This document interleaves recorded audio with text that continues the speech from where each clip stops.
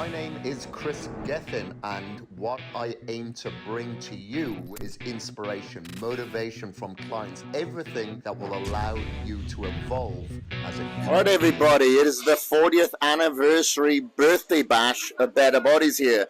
And I won't say old, but I'll say old school that we've got sat on the couch of the Better Bodies family. So how long have you been part of the Better Bodies Gasp group, Johnnie? And what's it been like to be part of the family? Because the one thing that I've noticed is what everybody says here, because we've all been part of various companies, but this is definitely much more like a family where there's a lot of camaraderie. We always think back to like the 80s, the 70s of camaraderie in bodybuilding, but it really feels like it has come back, particularly with this community. Yeah, thanks for having me on, by the way. I really appreciate it. And, I would have me on too. But anyway, that's beside the point. Anyway, but yeah, I mean, it's been awesome. It's been around 2012 since I've been here with Better Bodies and Gas. And I said it in a different interview, like, it's really amazing to be pretty much, Branch and Flex Lewis was the first athletes with Gas and Better Bodies. And I came on about third or fourth athlete that they signed on. It's really amazing to see it evolve, from where it started, to where it is now. I mean, it's amazing. And I have to say, I'm really surprised on the following that is gathered over the years. Because Michael's been really solid in, his beliefs and his core beliefs and the core beliefs of the company is never wavered. I know one particular thing he used to say all the time is we show no weakness, and so he fully believed in that, and you can look at him and tell, and it would project onto you.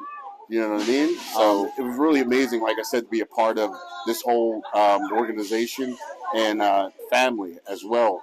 And it was like that. The core people from the beginning are still here. And I mean, we have relationships. And our relationship's gotten just better from working with each other, over the years. And because of our relationship and bringing other people into the organization or the family, they can see our genuine relationship and know that what we're saying and what we're doing, they can truly follow and truly believe, because we believe it. You can see it. We live it, period. Like I said, for me, it's been an amazing journey to watch this company evolve and be a part of it, of the evolve. For it to be able to evolve, and me to evolve with it and learn through the years and stuff like that. I mean, I have so much great stuff to say. It's all, everywhere in my head. It's just the bottom line. It's great to be a part of this. If you get a chance to be a part of it, take your chance. I mean, step through the door and come in, and you'll definitely discover exactly what I discovered, That's awesome, Johnnie. And now, you guys are definitely the hardcore group. You've made your stamp as like being very hardcore people, training very hardcore. And what I noticed within this group, particularly this week, people of all sizes, in shape, but they could be smaller kind of bodybuilders, but everybody has that kind of hardcore mentality. Do you think like Better Bodies and Gas have attracted that? Like, I know you, Trish, like you're pulling 120-pound dumbbell rows, you live that life, and it seems to be attracting those kind of characters. Do you believe that's exactly what it's done and has created this community of hardcore? Maybe somebody doesn't want to look like an IFBB pro, but they want to train like it and have the characteristics.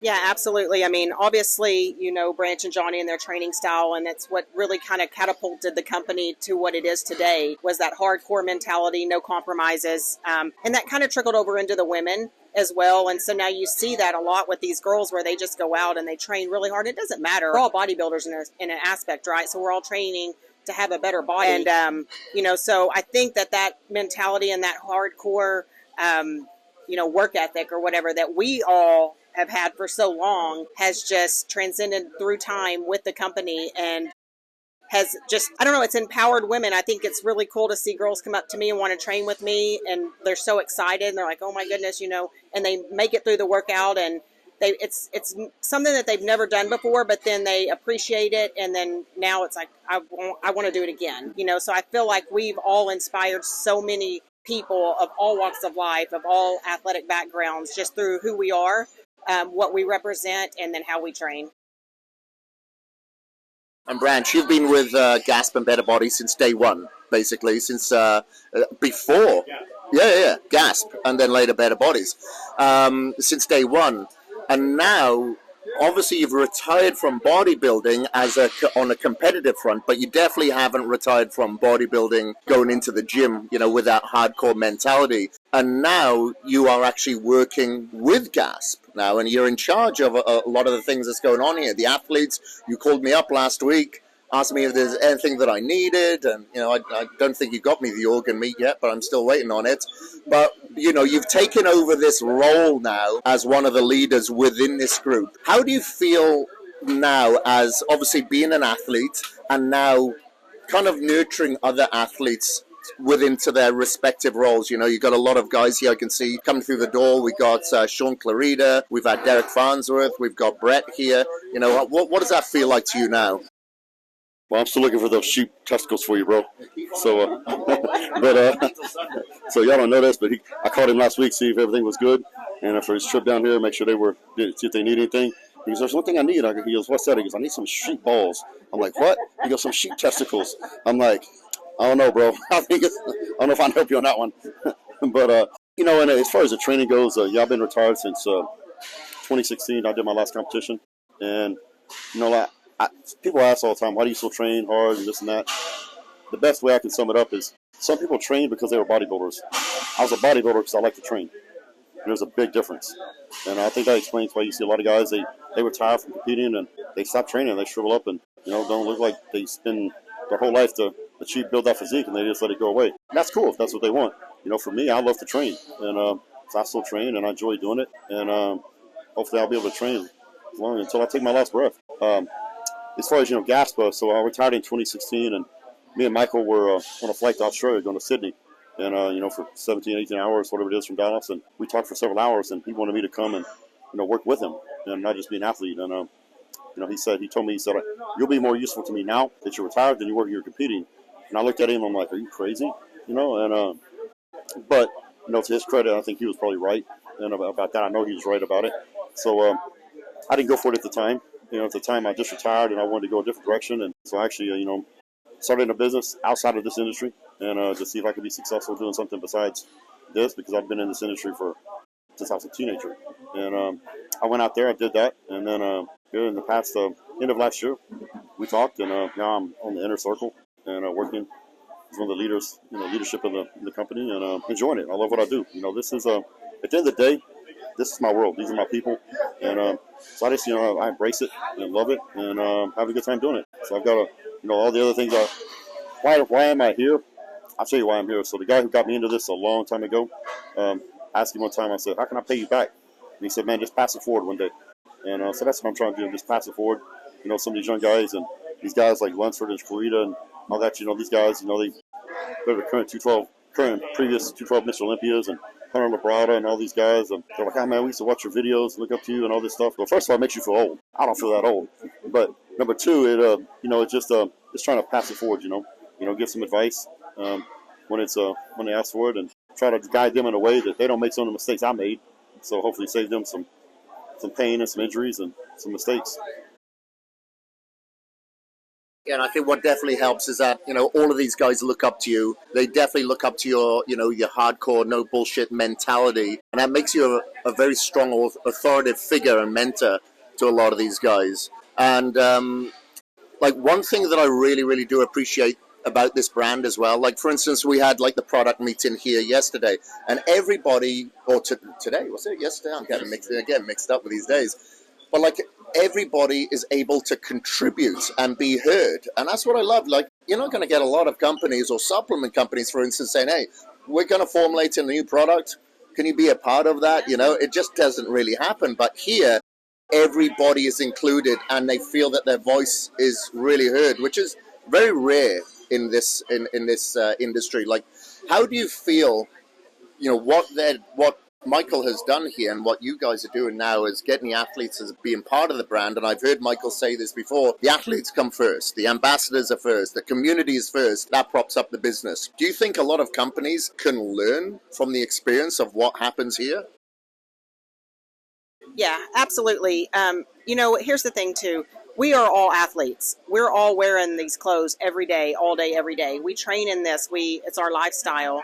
So we want to have clothes that we feel good in, that we look good in, and that last, and that make it through these workouts. So I think it is awesome that we get all the input from all the athletes, and then we take you guys' ideas and designs and whatever it is, and then we create that. So it's very unique, but it's amazing and it's awesome, and I think that's a huge part of why we're successful, because it's for athletes by athletes. No, so I mean, I think what's different here is, the athletes are the boss. So the athletes tell us what they want, and we make the clothes for them. And I think so that's a little bit different. Instead of us making the clothes for the athletes, they tell us, and we build it according to them. We have these product meetings on a weekly basis, and we ask for feedback. And if anybody's ever been here in the office when we're doing a product meeting, we take notes on everything that's said. We record the meetings. And if you'll go back, 8, 9, 10 months ago, some of those things that the athletes requested, they're now on the market, and we're selling them. And that's why it makes us unique. And it's also unique because Destination here is the headquarters of GASP and Better Bodies. We have a Stockholm office also, but here in Destination is the headquarters. So we got the warehouse, the office, and Destination Dallas, the gym. So it's cool because clothes come in, we get the initial samples. We have a whole gym full of athletes. You can try them on, test them for us, and see the form, the fit, the quality of it. And so we get direct feedback from the people that are using the clothes. And I think that gives us a leg up on a lot of the competition. I think that's something other businesses can learn, is directly involving their consumers and let them tell them what they want and then tailor the products for them. And Johnny, I know that we've had this conversation before where, Michael has sometimes some ideas that are very different to a lot of people. And I've doubted him along the way several times. I'm like, I don't know if that's going to work, Michael, Have you ever had these experiences where, Michael has some certain ideas and you think, I don't think that's going to work out. I kind of doubt him, but then he comes through and kind of proves you wrong. I would say, for sure in the very beginning, because you can't, no one can get inside of somebody else's head and see their vision, so it's all through perspectives and stuff like this. But only thing I know is that whatever he came up with, that's what he believed in, for sure. And he truly believed it was going to work. So even whether you wavered on believe it or not, you stood fast and waited and participated to see if it was going to happen. You know what I mean? So it's not a fact of whether I ever doubted anything that he came up with. Is, like I said, through perspectives and through believing in himself and the way he worked and how he produced everything. I mean, you don't get successful and get to do this without knowing a thing or two, or being patient about things that you choose to do, the steps you choose to take, so that's about it. You just have to believe in the journey, or how I say, the process. Yeah, trust it. And I don't mind admitting, saying I doubted him a couple of times, and he's been able to, obviously he follows through, but there's a couple of times, like with Better Bodies, when he tried to go a little bit more mass and he realized, okay, maybe that's not the right way. I'm going to fix that, and fixes it, changes the process, and here we are today celebrating 40 years. So I know you guys are mostly, representing GASP here, but this is the Better Bodies 40th anniversary. Can you tell me what Better Bodies means to you? I mean, it's all, Better Body, Gas, it's all one family. You know what I mean? That's one thing that we've created. I mean, in the very beginning, it was a separation there because Better Bodies was brought into the gas world, but now it's been created that it's one entity, period. It means, everything. I mean, I'm not here. I don't take the steps that I need to take to help and support if I didn't believe in, the dream or the journey, that Gas and Better Bodies is taking. So I'm here for the long haul, and as long as they see that I'm significant and is needed, I'm going to be here to do what I need to do. And so I believe in, like I said, it's been amazing to be here and see how it's evolved. So I can't wait to see where we're going in the future. Yeah, I mean, I think it's just it's a lifestyle brand. I feel like it kind of encompasses everything that we are and everything that we do, and just within our personal lives, within our athletic lives, within our business lives and stuff like that. So I just feel like it's a big part of every day. And that's kind of what we want is we want something that, we can all be part of. Everybody wants to be, we all get our input on it. We all have the products that we love. And this is a brand that, no matter what you're doing, you're comfortable in. And I feel like, something, and we've been part of it for so long, it's just a family. And I feel like it's just kind of what we bleed. And we believe in this and we love it. And we're very grateful for the opportunities that Michael and Martin have given us, and we're excited for the future, and that's why we're all part of it. So it's pretty cool to see this continue on and grow. So when I started back in 2008, Better Bodies and Gas were two distinct companies. Gas was a hardcore, meatheads like myself, and Better Bodies was, the men's physique, bikini girls, and, people that just were into fitness, but not necessarily competitors. Now, since then, they've merged, and they're one and the same. Gas and Better Bodies, they both have it's a group of no compromise, like-minded individuals. The Gas Better Bodies community is it's a very diverse group of like-minded individuals that all are fitness, in the fitness industry, and they work out and they train. And I've went 103 countries across the world. I've been to 66 of those countries, and it doesn't matter where you come from, what country you're from, what your background is. If you're into bodybuilding, and when I say bodybuilding, now you could be a bikini girl, fitness girl, men's physique. You could just be a guy girl who goes to the gym and likes to train. It's still bodybuilding because bodybuilding is improving your body to look the way you want to look. We all have that mental picture of how we want to look, and that's what it is. That's our community, those people. And it doesn't matter where you go in the world, China, Brazil, America, UK, wherever. It's those people, you have that commonality, and when you meet them, you have the instant bond because you have that common ground, and you're both striving, in the gym, and you're bleeding and sweating and grinding to improve yourself and to have a better life. So that sums up Better Bodies. So I just got a quick question now in regards to your training with Martin now. Do you feel that, Martin is really pushing himself now towards his show that he's got coming up? Has this, I know that your training is always intense, always. Has this given you another extra edge to push that little bit more, knowing that he has to put his body on the limit now to be at his very best, come, I guess, 10 days from now? So like I said, we train hard. Me and Johnnie, we trained together for 20 plus years up until probably the past year or so. So I was training, but I put more effort into Martin than I can remember in a long time. And I think, like I said earlier, it's just one of those things. I'm just trying to pass it forward. So I don't mind helping somebody if they're willing to put the work in. And everybody thinks they train hard, but very few people actually train hard. Very few people know what they're capable of actually doing because usually they give into the pain and they quit before their body stops. So, Marcus is a young kid. He's hungry. Very similar background to what I came from. He grew up in a ranch in Wyoming, and he didn't have any money, didn't have any. There's no plan B. There's no safety net, right? So just like me, so it's either you swim or you sink. And so the kid's he's a hard trainer. He's hungry. He wants to win. He wants to be a champion. And so somebody like that, I don't mind helping. And do I train harder? I've trained harder in the past 12 weeks than I've trained in probably 5-6 years since I retired. Well, I take that back probably since he made his comeback a couple years ago. We got back into it and we trained like we did back in the day. But so it's been 2 or 3 years since I've trained like this. It's been fun. I think I got to find out what it was like to train with the 25-year-old version of myself. So that's been a little different, but it's a different role for me. But it's the same thing. 100 pounds, 100 pounds, whether it's now or it's 30 years ago. And it's just not about how much you lift sometimes. It's about the intensity, and the intensity is the key. That's what defines hardcore, and intensity and discipline. If you have intensity and discipline, you can do anything. And the best definition I've heard of discipline is, I think Mike Tyson said it. He said discipline is doing what you hate to do, but doing it like you love it. And I think that sums it up. Once you master that, you could be a champion. And so, Martin's going to do his, I think, third pro show this next weekend, the Texas Pro.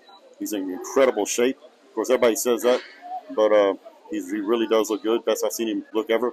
I've seen all of his competitions, and so I've got high hopes for the kid, and wish the best. And he's definitely put the work in, and he suffered and put the sweat in. So it's like I said, just trying to get back a little bit to a sport that has been so good to me. I've said it before. Everything I have in life, I owe to bodybuilding, either directly or indirectly, because bodybuilding taught me hard work, sacrifice, discipline, and all those things that you take those principles and apply them to other areas of your life, you'll be successful. While we're talking about the subject of training then, Johnnie, like you've been known as the strongest bodybuilder in the world. Now, I know you've all, at many times, been given shit for the style that you train, which is very aggressive, there's no doubt about it. But here you are, all these years later, still training extremely hard and heavy. Have you adjusted anything within your training now? As you guys, how long have you been training for, Johnnie? Since I was 8 years old. Oh, many years. So have you adjusted anything now? Because you're still extremely strong, pretty aggressive in the gym. But is there anything that you've adjusted, basically because you want to or because you have to? Yeah, no, I haven't adjusted anything, no more, no less than I've always had. You know what I mean? It's just the same thing with getting ready for pre-contest or contest training or off-season training. You have to adjust. So it's the same thing. Each day you go with how you feel. Once you get in the gym, that's about it. Yeah. It's not rocket science. You know what I mean? It's just get in, push yourself, go as hard as you can. Get out, recover, repeat. Yeah. All right, so this is a little personal peeve because people always talk about training and all this. Well, first of all you people that talk all that shit, okay, how many pro shows you won? How many all classics you won? How many Olympics you been to? Yeah, none, exactly. So, but yeah, you want to tell me I'm doing it wrong. So let me tell y'all something. When we powerlift, you get judged on form, right? So when I powerlifted, it's about form, doing the proper technique, all that stuff. When you're bodybuilding, it's about getting much blood into the muscle as you can possibly get, going to failure, rest, repeat. That's what it's about. So if I can do an extra 5 reps, get more blood into the muscle and train to absolute complete failure during a set, then I'm going to grow. My strength when I was competing, I could carry a shit ton of muscle and I could get very, very hard. Both of those things were conscious effort because of my training and because of my focus on nutrition. And that's how you win. You take your strengths, you take it with attention to your weaknesses, you bring up your weaknesses, focus on your strengths, you make the most of what God gives you. So that's what the training is about. So all these people, you Instagram heroes out there, they're so worried about your little techniques and your pause bullshit. You ain't won shit, bro. So you want to take advice from a loser, or you want to take advice from a champion?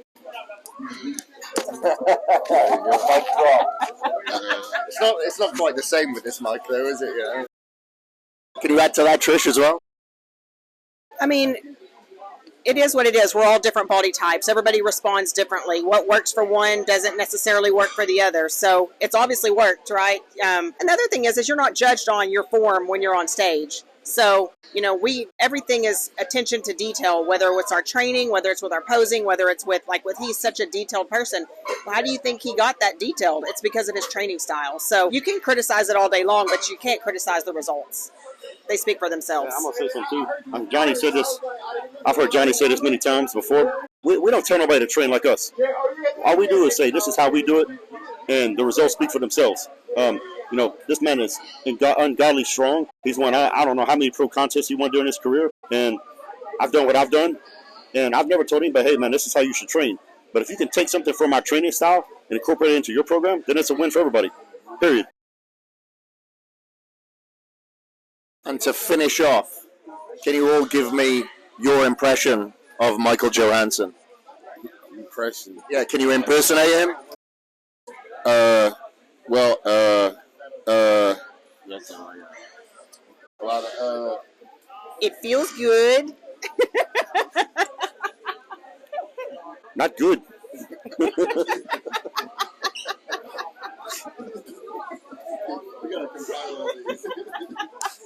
Well, thank you ever so much, for your time. Really, really appreciate it. And it's an absolute honor to obviously share this mic with you guys and share this week with you. You guys are awesome people, awesome hosts. So really appreciate you. Now let's go and enjoy the 40th anniversary bash. Hello everybody, Kris Gethin here, and we are continuing the 40th anniversary Better Bodies celebrations. And I am here with Martin. Some would say the other half, the better half of Michael. Is it the other half or the better half? But so you and Michael have obviously been together for many, many years, both in Sweden, and then Michael has moved over here to start the company over here, extend this project, and you still come over here quite a lot, but still managing everything a lot on the Swedish side of things as well. But how did you and Michael meet to start the brands of both Gasp and Better Bodies? So actually, I started like 1989 as a distributor for Better Bodies and Goldsium Apparel at that time. And then after a while, Michael, he had a retail store in Sweden. So him and his girlfriend, they started to like buy stuff for the store. That's how we got to know each other. And then after a couple of years, we felt like it was such a good relation. So he came on as handling the sales and everything, and we became partners. Wow, that's awesome. And then did you already have an office set up? So then Michael moved over to working from that office as well. How, paint a picture. How did the business look like at that stage? Yeah, we had an office and our own warehouse and sales team and stuff at that time. So we were, doing business semi-worldwide, but a lot focused on the Scandinavian market. So I don't really remember, but maybe we were like 10 people at that time. And Michael started actually as a sales manager. And then he went off to work with a supplement company for a while, and then he came back as a partner. Okay, and with Better Bodies at that stage as well, obviously had a little bit of notoriety here in the US. Had that filtered over to Sweden? So were people familiar with the brand by the time that you'd taken it on? They were familiar, but I wouldn't say, maybe the most sort of fitness educated people in Sweden, they were familiar with it, but it was not really a brand in Sweden or Scandinavia at that time. And here it started as a modeling agency and as a gym, so it was never really like a big clothing brand in the US. Actually, it was big in the marketing area, with Brian Moss having the fitness agency and the gym, and then the clothing started to grow in Europe. Okay, got it. And then I just want to sidestep. I know this is the Better Bodies 40th anniversary, but then how did Gasps start? How was that born out of this? So with Better Bodies, that was initially more of like a hardcore line. We had a lot of traction and a lot of friends in the industry in that area, but then we were a part of bringing Better Bodies sort of more towards the mainstream. And then we just felt like there was a huge gap among our friends that wanted to have something that was a lot more hardcore. So then we felt, okay, let's start another brand. So we started Gasp at that time. Okay, cool. And where did the name Gasp come from?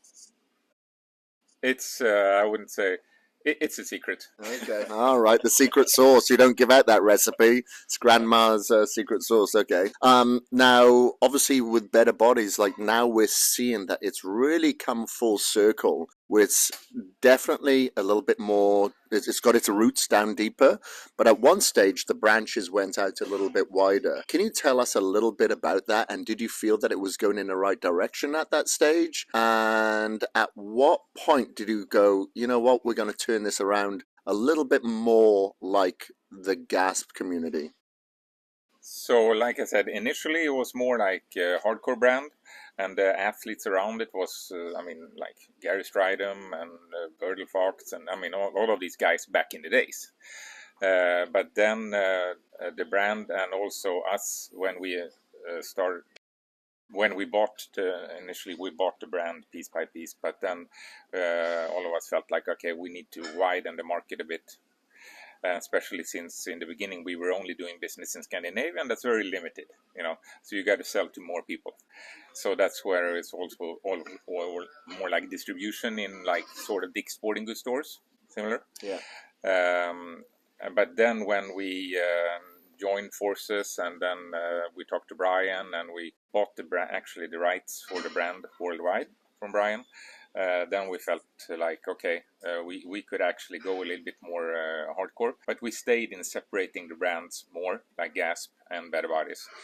The last 2-3 years, it's more when we pull them together, like going back to the roots where we really feel like we belong, with Better Bodies as well. So it's not like we're not good at the sporting goods stores kind of business, and we like the community of like really hardcore and fitness people. So we said, okay, let's do what we're good at, and put Gasp and Better Bodies more together and make it happen. Yep. Right. Okay. Got it.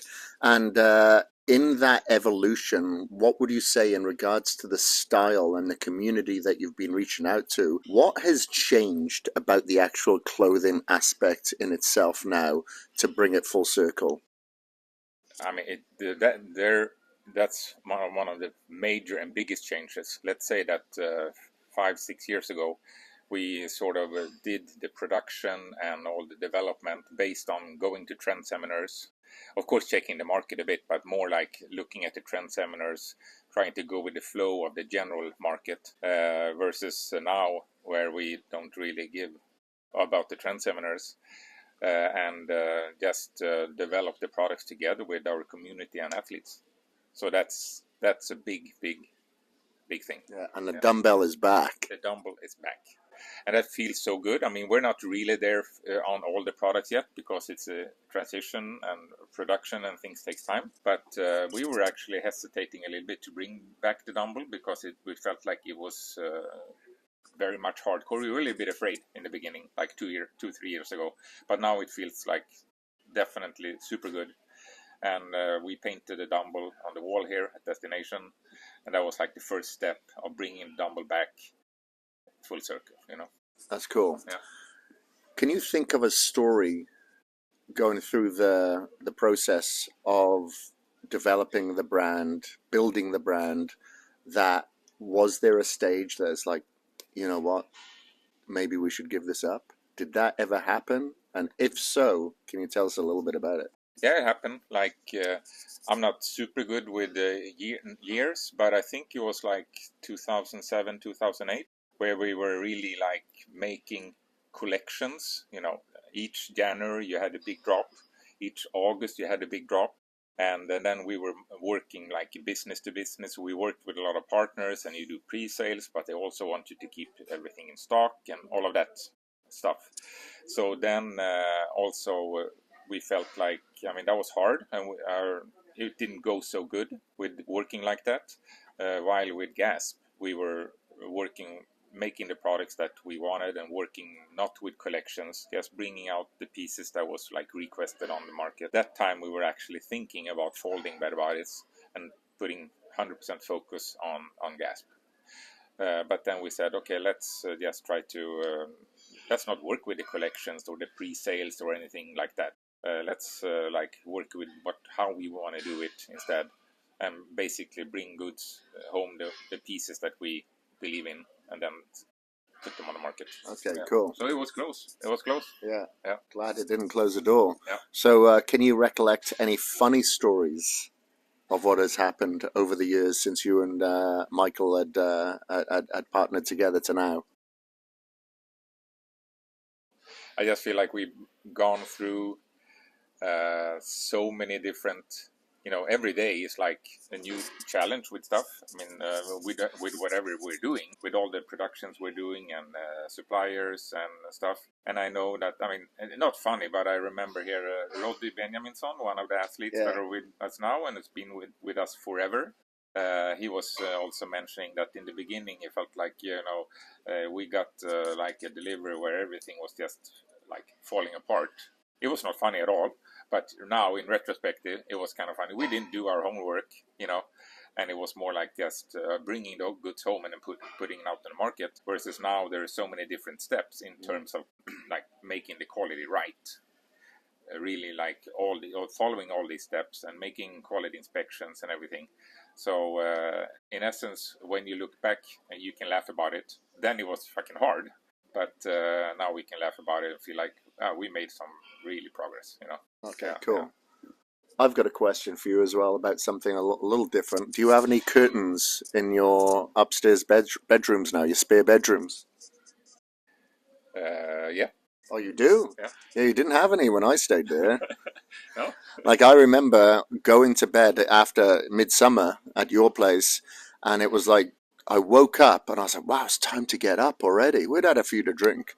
And I remember thinking, God, I feel like I'm still kind of a little bit drunk here. And I get up because it was like daylight. Yeah, It was like 2:30 in the morning. 2:30 in the morning, which is obviously is a little bit different in the north, in Scandinavia compared to where I'm from, where it usually gets light at like 6 o'clock in the morning. And I thought it was time to get up. So then I had the arduous task of trying to go back to sleep with it being super bright in the room because you didn't have any curtains. And you couldn't do it, right? Couldn't do it. Couldn't do it. So in Sweden, that's only like 2-3 months of the year where it's really like that. If the flip side of it is like November, December, January, it's freaking dark all the time, you know. So, but actually now we have curtains, and you sleep better if it's not like super bright. Yeah. All right. Well, maybe if I have an invitation, I'll come back now. Yeah, you're always invited. All right. We Thank had a you. blast that midsummer, together. It was a lot of fun. Oh, it's a great day. And I remember the day after we went to out to Dollar, and it was pouring rain. Yeah, that's right.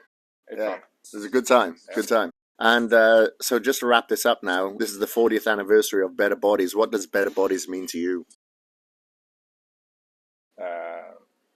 If you have kids, that's like having your own child. Since I've been working with it since 1989. It's really like a baby. It's even older than my own kids. I have kids that was born 95 and 98, and this one for me was born 89. Even though Brian started it 82. So it means a lot. It definitely means a lot, and I mean basically that's what I've been doing my whole life. I wouldn't call it working because it's a lot of fun, not every day and every minute, but it's our baby. Yeah, and I think some people just thrive of the risks, that's involved as opposed to the security of the 9 to 5. Yeah, I've got my pension plan, I've got my Medicare and whatnot, but this is very risky. However, some people thrive off the risks and the adrenaline that they get from it, and that's probably what you get from kids as well. Yeah, I mean, really, sometimes it's scary being an entrepreneur, doing the business, and you see all the you can see a lot of threats down the road, but you got to keep your head up and just do what you believe in. And I guess sometimes I feel like, okay, I've been doing this for like 30 years. Is that like good or bad? Not fucking boring guy. He's been doing the same stuff, but it's not really the same stuff. Even though we are always striving for something else, I feel like we did a lot, and it feels freaking good, But like you say, it's a lot of risk and scary, but that's all. I mean, I haven't really been employed on a couple of years when I went out of school, but since then I was like a personal trainer on my own, and then started this on my own, so I don't really know how it is to work 9 to 5 with security. Yeah, hopefully you never know. Yep. Well, thank you very much, and congratulations once again on this milestone, mate. It's absolutely been an honor to be a little part of it and see the journey and the evolution along the way. So thank you very much, brother. Thank you. I don't think you're a little part of it. I think, also working with you, and I remember back in the days you were like, you got to bring these big size teas to the market and stuff. So thank you very much for everything. Oh, yeah, the oversize, yeah. Because I had to go, and this is a funny thing. I had this conversation with Sybil. I was like, I used to wear, we went and did the tour of the Cowboy Stadium. I used to wear the Cowboys football jerseys because they were big and oversized, even though I had no idea about American football. Mm-hmm. And I remember people like Chris Cormier reaching out to me and saying, hey, you watching the Cowboys this weekend? I'm like, who? What? I just wanted the oversized jersey, so I'm glad that I don't have to go to the stadium now to go get a top, because you've got some badass oversized tees and mesh tees. Yeah, you brought it. So thank you very much, brother. I look forward to the rest of the celebrations for the rest of the week. Appreciate you, mate. Thank you. Thank you very much. Awesome. Yep. All right, everybody, Kris Gethin here, and sat opposite me is Mr. Ian Gaines. What is up, brother? We are here for the 40th anniversary of Better Bodies, but you didn't have to travel far because you work here anyway. Yeah. But you've got a unique perspective here where you work in the office here. However, you first came on board as an athlete. Yeah. How has that given you a unique perspective over other people that work here? Well, I guess Branch has got that perspective now as well. No, I think it gives me kind of an umbrella view of it, because a lot of people come and they work and they come in from the paper stacking direction, or they see these athletes and they dream to be the athletes, they dream to be, or they're excited about the athletes and what they do. But for me, I got to be on the other end of it, but I can also see the athletes differently. So for me, a lot of my focus ends up being on how the athletes are feeling, what they're doing, where they are, because that's kind of where I gravitate to. I don't do a lot when it comes to the business part of it, when it comes to products, when it comes to everything else, but I do a lot with the Instagram and the social media and the newsletters. So I get to still be on the inspirational part of things, the spiritual part, and I get to spend my time with the athletes and talking to them. So to me, it gives me a better perspective on the totality of things and how it's going on, with the company. But it doesn't. I don't have an isolated view of whatever I'm doing, my task or the industry looks different to me. So it's given me great perspective in knowing what MJ's looking for, what they're going for, what athletes work, what athletes may not work, what people are working for, how they're feeling. So it just gives me a total view of how things go. So it's nice, it's comfortable. I don't ever feel uncomfortable because I kind of know what's happening. So yeah. And you were definitely a unique athlete, probably the only on the roster doing what you do. So can you let everybody know exactly what you do and how you came on board as an athlete? Yeah, for the past 15 years, I've been a professional stunt rider. So I travel and perform and do demos and shows across the globe, really. And so I ride sport bikes in the way you're not supposed to. So basically, I'm doing stoppies and wheelies and drifts and burnouts and bunny hops and everything on a 400-pound sport bike that you're not supposed to do in a 150-pound area, 150-foot area. So that's what I do. I came on as an athlete, really. I mean, MJ likes motorcycles, which is cool. We know that. He rides moto and all that kind of stuff. But I own a facility. Time I trained. I've been in training since I was 17. I've been personal training. I played Division I football. Had some time in the league. So all of that summed up is I trained super hard. And so MJ liked that part, that I trained hard and I rode motorcycles. And so it really became, let's try this peripheral thing with motorsports, and since I trained, it made it make sense. So I feel like it was a perfect marriage of those two things, because I'm one of the only hard training guys that ride motorcycles. Other guys train hard and they do endurance stuff, but I train conventionally. I don't necessarily always practice the breathing and all. I just go train and bust. And so a lot of guys don't train that way, and I'm 80 pounds heavier than your average stunt rider, and so that's cool. I get to have that. So it's just cool. Does that work to your advantage then, because you're able to throw the bike around, or is it maybe a disadvantage? How do you perceive it? It's a disadvantage, except for when I need to correct something, because the bike weighs 400 pounds, and it's great when the 400 pounds is a set of 5 on the bench. So that works. And it works when I hit the ground most times, except for it's physics. So if you take a heavier hammer and hit the ground, it's gonna break something, or it's gonna break itself. So being 225 pounds stunt riding is super tough. But I haven't been under 210 pounds since I was 17 years old, so I'm not going to get any lower. So I just kind of embrace it. But it's a disadvantage, because most of the guys that are really good, they can jump around, they can stop the bike, manipulate the bike, they're lighter, and it's just physics and inertia. If you take a motorcycle and you're running it at speed and you want to stop it, it takes less to stop it when you weigh 140 pounds. But when you're 225 pounds, it's at 625 pounds moving. It's harder to stop it and correct it. So for me, I experience a lot more on my body. Other guys, my bike takes a beating. So it's kind of a disadvantage, but it's all I got. It's who I am, so I can't do anything about it. What do you feel is the biggest difference working here for Gasp and Better Bodies as opposed to what you've witnessed and maybe experienced with other companies? I've never had a job at a desk. I've always worked for myself. But what I can see, my major from Vanderbilt is human organization development, which is basically cognitive development, psychology, leadership. So from my studies, it's different because it's a weird model. It could be its own model. MJ likes to call it flat, but by definition, it can't be. There's too many people. But they operate a large organization, in a flat manner. And so that's interesting. It's going to have its kinks. It's going to work its way out eventually. So he may be creating his own setup, his own type of format for businesses, which could be unique and could be cool. But it's different here. Everybody's kind of helping everyone. It's a team atmosphere, and that's rare. Usually, you have captains in each division. You have departments. We don't have any of that here. Everybody kind of takes their job and someone else's job at the same time.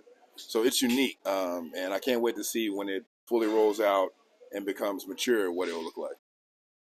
And now you've seen, obviously, the maturity of Better Bodies. You're wearing an old school top here now. How do you perceive and how do you see the evolution of Better Bodies now since you've been here? It's different. When I came on, it was really exclusive. Like the doors were closed. Like I had a hard time getting in because people saw me ride a bike, and that's the most flashy thing I do. But they weren't with me when I was training in the gym, so the perception was I just ride. I'm a bro, like I just ride, bro. They didn't know that I'm in there, busting my ass in the gym. So, but now everybody is welcome to come hang out. We have ambassadors from everywhere. These people aren't competitors. They're not bodybuilders. They just love to train hard, and they may do it in Denver, and they're here.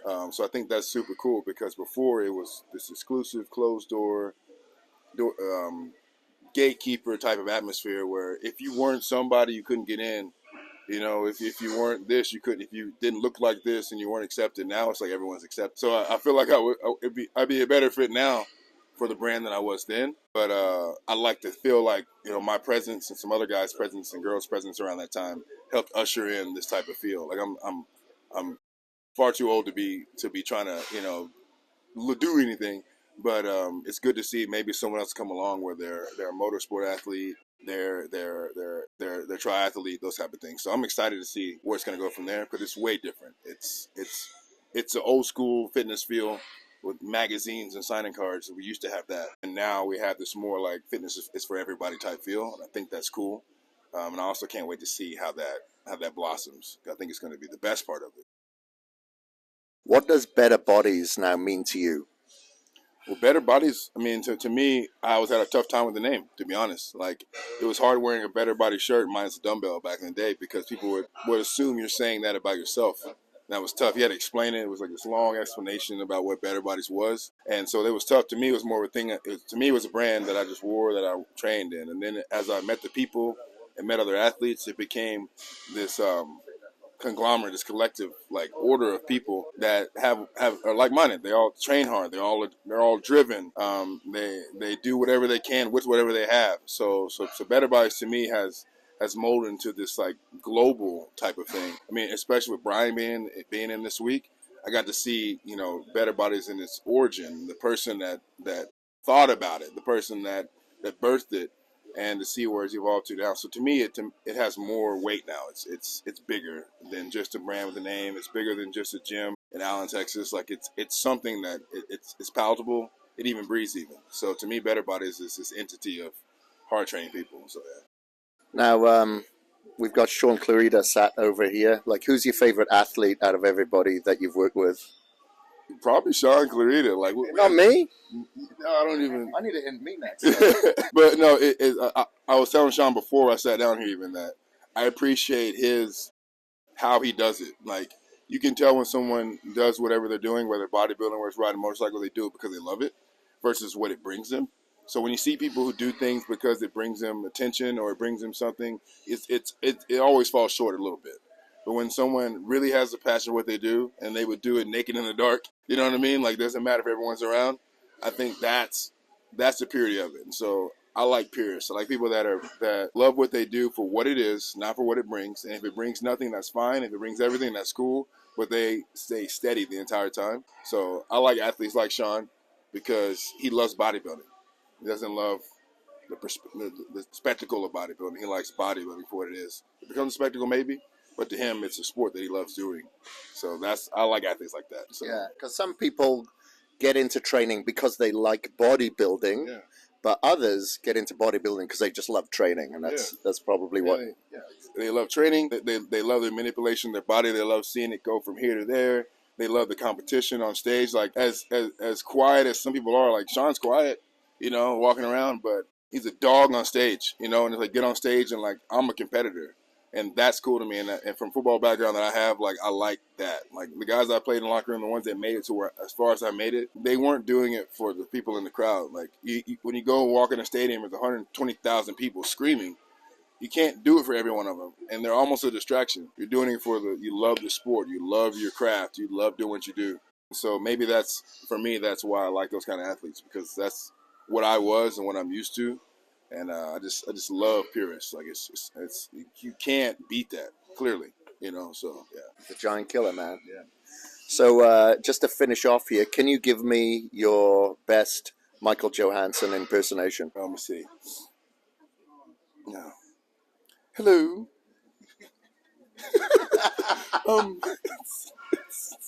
I can't any more than that. I'm trying to think of what he says. Do what? I don't know what he says. Yeah, I don't do it. Hello. Yeah, I can't do it, dude. I can't do it without going way left. Hello is enough. Hello. Hello. Hello. Hello. Everything good? I can't say it. How are you today? I'm fine, MJ. I'm good. Yeah, I don't know. That's pretty much it. He comes in that door and he's, hello. Yeah. Did you add one? I don't know. Yeah, you gotta repeat that. I think I'll talk to Michael about something. I don't think he understands me. He'll just say, "Okay." Oh, yeah, that's good. That's He good. didn't hear nothing I said. Okay. Like I said, my house is burned down. My dog died. Okay, that's good. All right. Well, thank you very much, Ian. It's an absolute pleasure, brother. Okay, let's have an awkward handshake here. Yeah, let's there. All right, that's a wrap. Thank you. All right, here we are for the 40th anniversary of Better Bodies. It's quite the milestone. There's the birthday bash that's going on outside here. And we're sat down with Hanny. And Hanny, how long have you been with the company, first of all? And you started not here in Destination. No, I've been here today, August 6th, 9 years. August 6th, 9 years. Today's your anniversary of being here too. Oh, wow. We got another birthday bash happening here. Yeah, 9 years today. I started with the company in Sweden with the intention to move over here. So I reached out to Michael. I learned that he had moved over here. I wanted a different challenge. I was at IBM for 6 years. I have a master in IT. So I just wanted to do something different. And that kind of connected my lifestyle with my job because I was very into fitness. So I reached out to Michael and said, you need somebody in the US because I wanted to move to the US. So met with him and he said yes. He needed a project manager type of person. So I started on August 6th. I met him in May. He was in Sweden then for a big event with Branch was there and all that. So we met and... So you were wearing like Better Bodies and Gasp prior to actually working with the company. You was fully aware of them because you was in the fitness industry and you was like a project manager prior, I guess, and kind of wanted to swap those roles over here. Yeah, so I started wearing the brand Better Bodies only then because no female wore Gasp at the time, but in 2003. So 2003 since you've been wearing them. Yep. Oh wow, well, that's cool. And then what did you and what attracted you towards the brand more than anything? So being in the Nordics and especially in Sweden, Stockholm, where it's like you go to the gym and if you're training hard and if you were into fitness, then it was only one brand or two brands, Gasp and Better Bodies. That was it. So there was no really other path. And then when I started looking for something different to do, because I just wanted to do something where I wasn't a weirdo, because I always brought my Tupperware in my suitcase when I traveled with IBM, and it was just like always all these questions, and I wanted to feel like at home. So it was just natural to reach out and see if there were any opportunities. So you felt like you'd found your home finally. Yeah, and I also wanted to move from Sweden, and I wanted to be in the US and see what that was like. So I had to work in Sweden for a year before we could apply for a visa, and then it took another year before that was approved, and then came over here end of 2015. So and what was the attraction that gave you the craving to move to the US as well? I'd been traveling a lot with IBM, and I worked on a global level, and then I came back on a Nordic level because when you're with a big company like IBM, it's 380,000 employees. I don't know how much they are right now, but it's probably same or more. They want you to kind of change jobs frequently. Like every second year, they start looking at you like, okay, do you want to do something else? Do you want to move up? Do you want to move to a different department? And I worked with integration of acquired companies. And I worked with an executive that took the role as a VP of marketing for Europe. And she said, I want you in my team, but to get in my team, you need to work yourself up, because I hadn't been in marketing there. So I started working with marketing in the Nordics, and I hated it, because all of a sudden I had to speak Swedish, and I had to travel only in the Nordics, and it took just a couple of months before I was like, I don't want to do this anymore. So I started looking for something else just based on that. I wanted to see more of the world. I wanted to work in a global company. I wanted to speak English on a daily like I was used to. So it was that. And what is it, obviously working for other companies, what is it that you feel is different working for Gasp and Better Bodies than other brands? A lot. But it's, now I've only had like two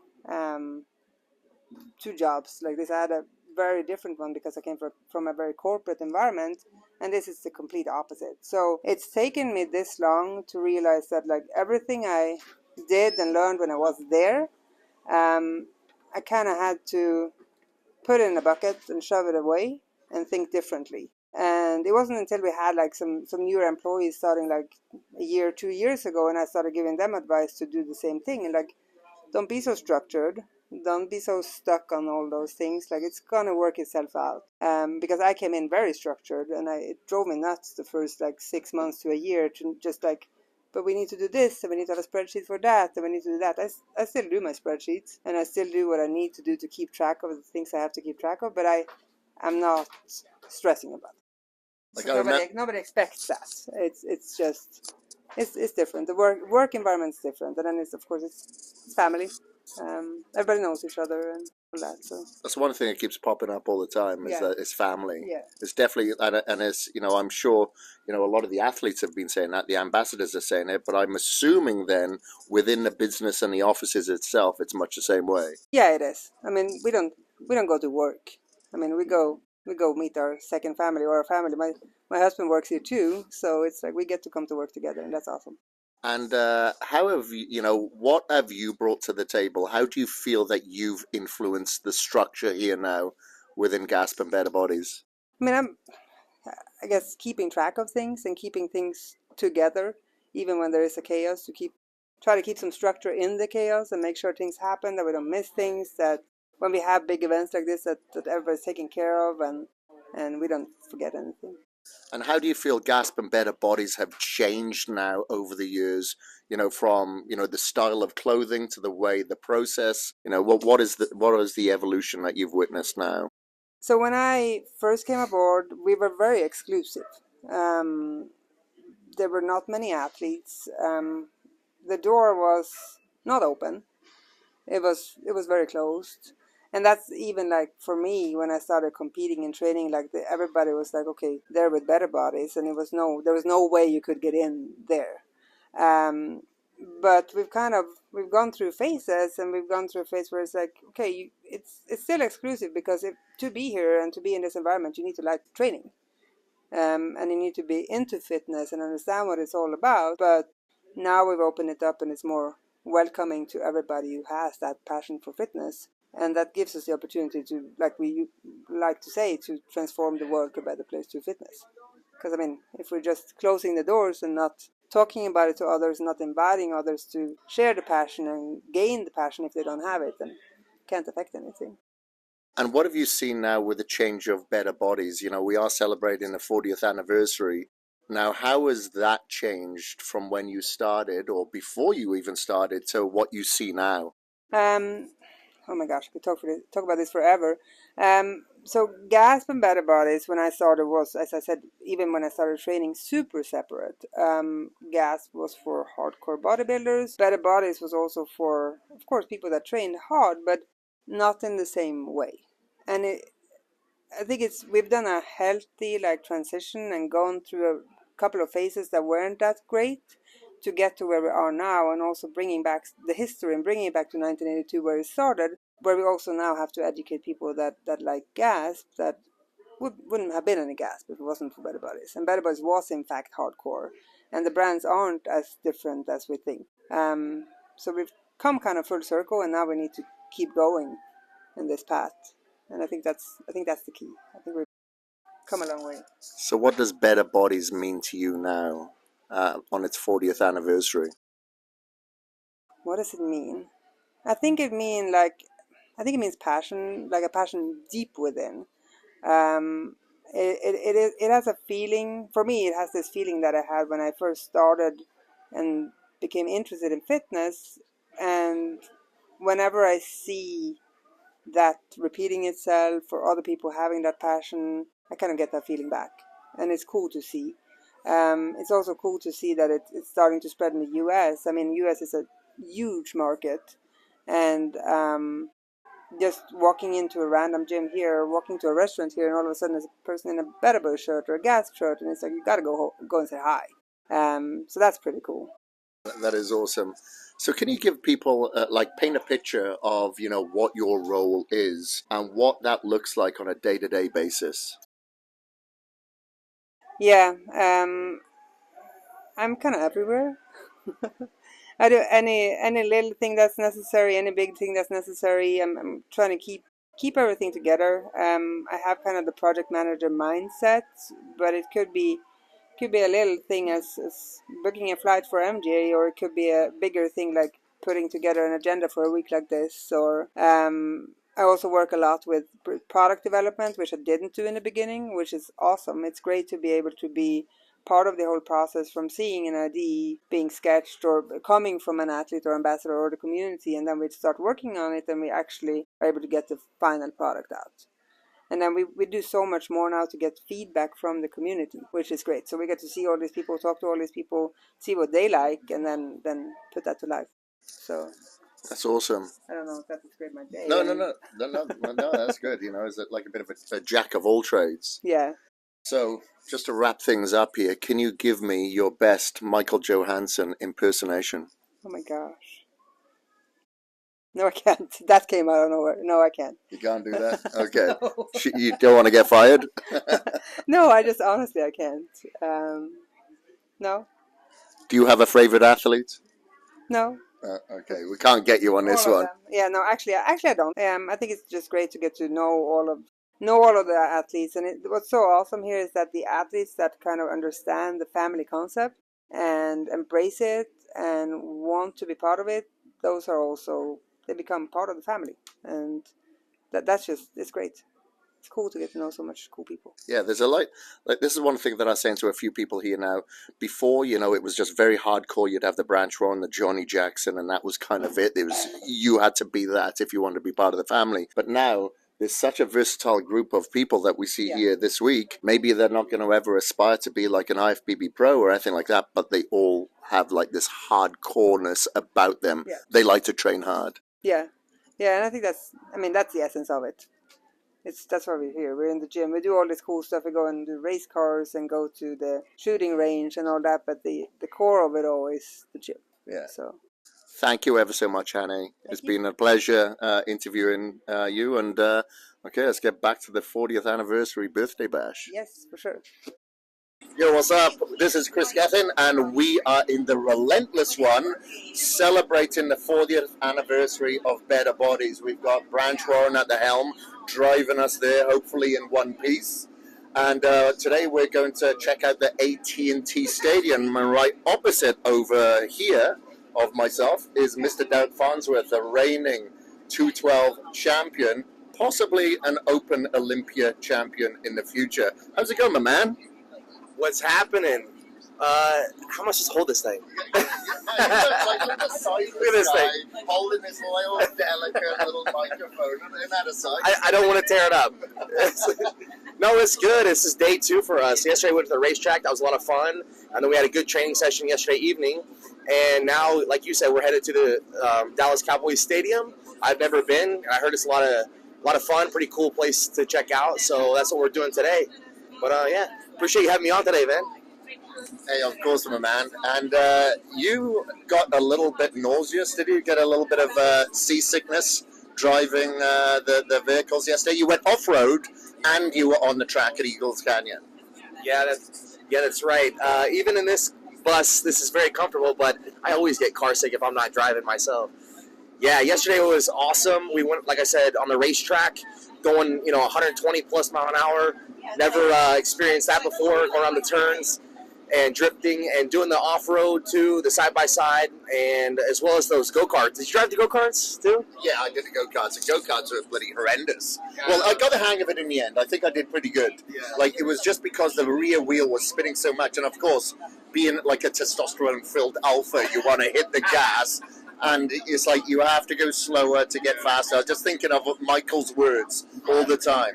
Go slower to go faster, and that kind of got me in the end. That was okay. But it's a 40th anniversary, man, of Better Bodies. That's a friggin' milestone. Of course, you are a GASP athlete, but there is a good crossover of that kind of hybrid athleticism between Better Bodies and GASP. Like, what I love about Michael's process about this company is that here's the business, but the athletes are here. And he puts the community, the ambassadors, and the athletes above, and the business kind of grows towards it. Like, I'm sure you've been associated with various companies within the industry before. What is different to, like, the Better Bodies and the GASP community to other brands that you've been part of? Yeah, I think you hit the nail on the head with that. It is about the community. I mean, I think this company has more ambassadors than probably any other company. I don't know that for a fact, but just, by seeing everybody coming out and getting together all the time, you could just tell that this is more of a close-knit community rather than just, posting your code online. We get together, we do fun things in and outside the gym. So we may have training sessions together and pump each other up and push each other in the gym. That's great. That's what we're all surrounded by, is our passion for bodybuilding. But also we like to go do fun stuff. Work hard, play hard. So that's kind of the motto here. And no compromises as well. So we always make sure that we get the work done, but we have fun doing it. And I think that that positive energy resonates throughout our bodybuilding community and around the world just in general. And I think people gravitate towards that because they like to see what we're a part of, like what we're doing together, and other people want to be a part of that too. And so I think it gives motivation and inspiration for others to be a part of this and be in the gym training as well, Yeah. Just real quick, I'm just going to ask you to hold it just a little lower, like hold it right there. Oh, okay. Okay. All right. Too loud? Oh, okay. All right. And, the one thing that keeps coming up all the time is, like, family. It's very much like a bodybuilding family atmosphere. And, like, you get to meet other bodybuilders within this community that maybe you never... Like, I met you through the gas, I think it's at the Arnold Classic when we all got together, had a workout, kind of hit it off, and I'm like, I love this. Yeah. There's a lot of camaraderie. People talk about the 70s and maybe the 80s of the bodybuilding camaraderie, and I feel that it's being brought back here through this community in particular. But let's talk a little bit about you now. So there's a lot of talk after you did your guest pose at Pittsburgh earlier in the year. Like, you looked an absolute freak. People wanted to compare Big Ramy to Nick Walker, but then you came on the scene, like literally 24 hours notice as well, and guest posed, and then all of a sudden everybody is talking about you. Now, there's been talk, obviously, about you missing the 212 and defending your title and possibly going into the open category. Now, is that something that we can discuss and find out which way that you're going to go moving towards the Olympia this year? Yeah, so as I've told everybody, the story is what it is. I come off the Olympia stage last year with the 212 title, and my plan has always been to come back to defend the title. I got super motivated from having that title, earning that title, that I just went right back to the gym. I didn't rest on a victory. I just went right back into the gym and trained and wanted to make improvements for this year. And as the weeks rolled by, my weight just kind of kept creeping up. And Johnnie Rambod is my coach, and he's like, hey man, let's keep it under control. And so we went on a strict diet, and I was doing cardio and training, and the Pittsburgh Pro rolled around and we did the guest posing. Like you said, 24 hours notice. The night before, Jim Manion had asked me to step on stage, which was an honor for me because it's been 4 years. I've been at the Olympia, 5 years actually, and have never guest posed or been at the Pittsburgh Pro. So that was an honor for me. So I said, sure, yeah, let me hop on stage. And when we were all on stage, you could just tell that the crowd was like, what is happening right now? Like, this is super exciting. Everybody's eyes were peeled, like glued to what we were doing on stage, posing down against each other. And it was just like a lot of excitement that weekend. And then carrying on after that, a lot of podcasts and channels were talking, we got to see this guy in the open. From the fans to other competitors, whether it be open bodybuilding or 212 or whoever, everybody just seemed to say, hey, we got to see Derek Lunsford in the open division at the Olympia next year. And so that kind of got Hani and I thinking, like, yeah, like my physique has progressed.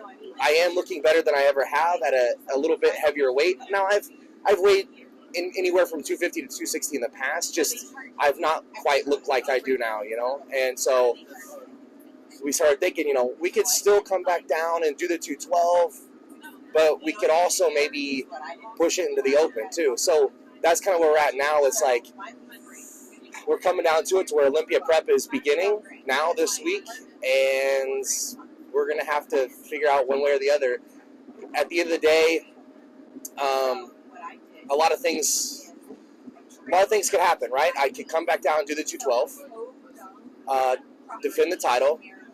I could go to the open and shake some things up in the open, or to be honest, depending on what happens, there's really no shows for me to qualify in time. So, if that's the case, maybe I would not even do the Olympia this year. So a lot of question marks for me. What I'm going to do is I'm just going to continue giving 100% in the gym, giving 100% to Hani, coaching me. And at the end of the day, we'll see where we land at the Olympia. Either way, I'm going to be giving 100%. Like, I'm either going to be giving 100% to the 212 or 100% to the open. But every day, I'm making the most of it. So Yeah, like we've seen what you look like at around 225 pounds. It's like you are on. Yeah. So obviously it's a big sacrifice in order for you to go down to the 212, especially if you're thinking of going into the open into the future, because it's like that's muscle that you have to put on. Of course, you've got a great muscle memory. But what has worked different, do you think, over this past off-season? Now, obviously, this is just your second year working with Hani, correct? Yeah. So obviously you were learning each other in the first year, but now this year, obviously, you've got that momentum.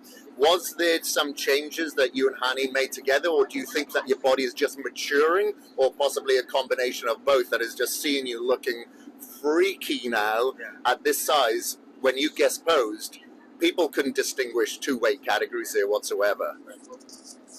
So there's really no secrets, right? Now, I will say Hani definitely knows what he's doing. He's a 20-time Olympia champion coach, so he knows how to put the pieces together to build the ultimate physique.